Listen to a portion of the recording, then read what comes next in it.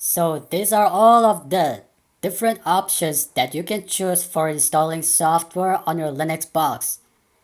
But why are there so many, and why complicate new Linux users with all these options?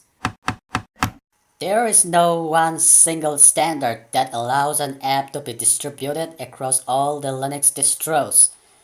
Well, there are two common standards now, but they have their limitations too. Most Linux distros have this software center program pre-installed, so new Linux users can browse around and install apps with ease. But what if there is an app missing? Now that user is bombarded with all these alternative options.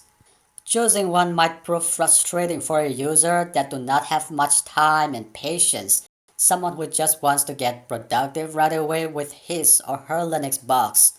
Now, let's focus on developer side, the person who creates the application. Just like any normal user, the developer too suffers the same frustration over which platform to choose and distribute the application. Some prefer only one, while some tries their best to distribute across all platforms. Each platform have their own ups and downs. You can check out this video about differences between two popular platforms, that is native and Flatpak. So in conclusion, all these platforms exist to address different issues. I hope you found this video informational, and don't forget to hit the like button below if you did.